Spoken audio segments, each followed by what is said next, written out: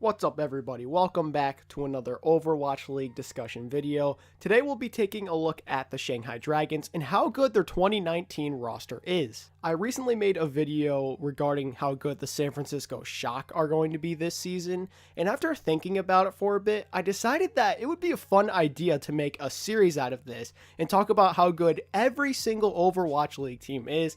I really want to do this, maybe upload like one or two of these every single week. We're going to get on that, but without wasting any more time, before we talk about the players on the Shanghai Dragons and then eventually making some predictions about how good they will be, I want to first talk about their head coach because I think that is an important thing to bring up. So there is a new face at the head coaching position for the Shanghai Dragons, and he goes by the name of Blue Has. He is the former coach of the Gangdu Panthera team for Overwatch Korean contenders that did lose in the finals to Runaway. So needless to say, this guy is pretty good, and I think it's a definite upgrade at this position for them. I think that he'll definitely help this team get on the right track and get some wins for sure. I don't really know too much about this guy, so I think I'll just leave things here and move on to their roster now.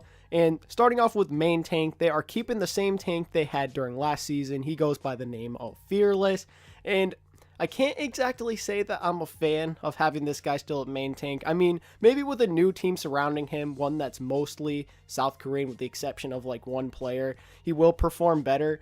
But I don't know if that's guaranteed. He really didn't impress me much last season. And this is actually the only main tank that the Dragons currently have on their roster. So now I suppose we'll move on over to the other tank position being off tank. And of course they still have Gagery. I mean, how could you get rid of this girl? She's the first ever female player in the Overwatch League. And she's not bad at the game either. I don't think she's like top 5 or anything like that.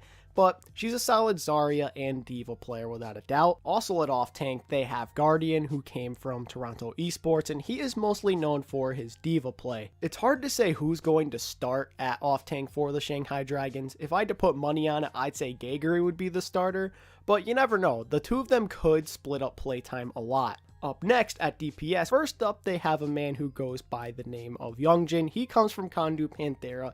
He's known for having a pretty versatile hero pool. He can play heroes such as Soldier 76, Genji, Brigitte, whatever you need. But also they picked up yet another Gangdu Panthera DPS player who goes by the name of D-Ding. He, I'm pretty sure, is the more known DPS player on this team other than Decay, who unfortunately did not get signed by the Dragons, and he ended up going to the Gladiators instead. But D-Ding is pretty good because he has a very versatile hero pool, as he's known more for being a flex DPS player.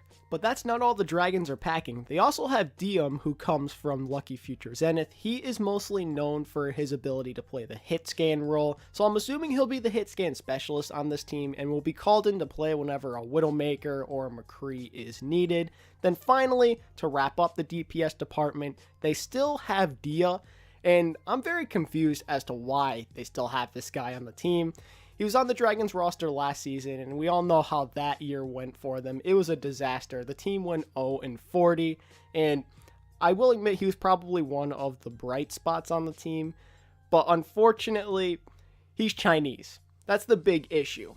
He is the only non-South Korean player on this roster, which means he probably won't be playing much at all. It wouldn't really make sense. That would disrupt all of the synergy because of communication issues, right? And last, but certainly not least, at the support role, the Dragons have signed 2 more members of the former Gangdu Panthera team, and of course, those 2 players go by the name of Luffy and Koma.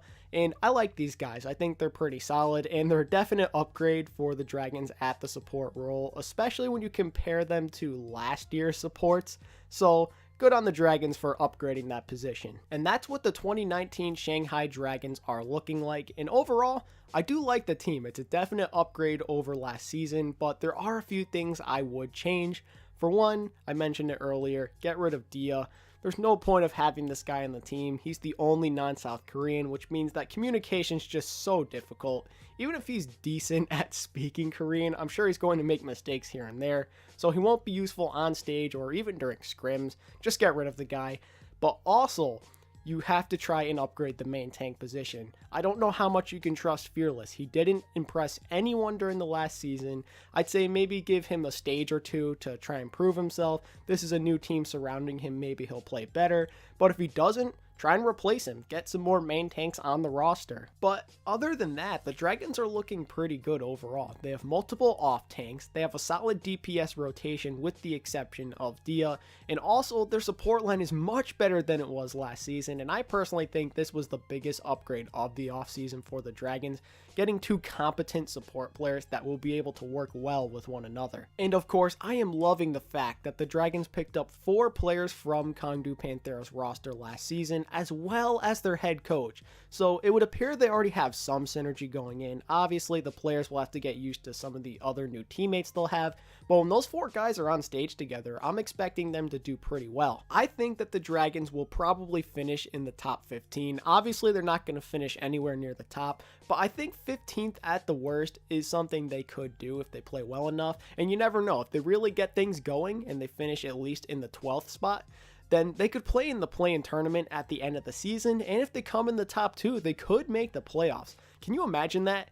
The 0-40 Shanghai Dragons transform into a playoff team? That would be a really awesome story. I think it's safe to say that the Dragons roster compared to last season is way better, and while it's not guaranteed that the Dragons will finish in the top 15, they very well could be really bad again, but I think at the very least this team will win some games. They are not going to lose every single game. There are some really bad teams in the upcoming Overwatch League season that I think they will definitely be able to defeat. And that's pretty much everything I have to say about the 2019 Shanghai Dragons. Don't forget to rate, comment, and most importantly, subscribe if you're new around here so you can stay up to date with the How Good Is Your Overwatch League team series. I plan on doing a video for every single team.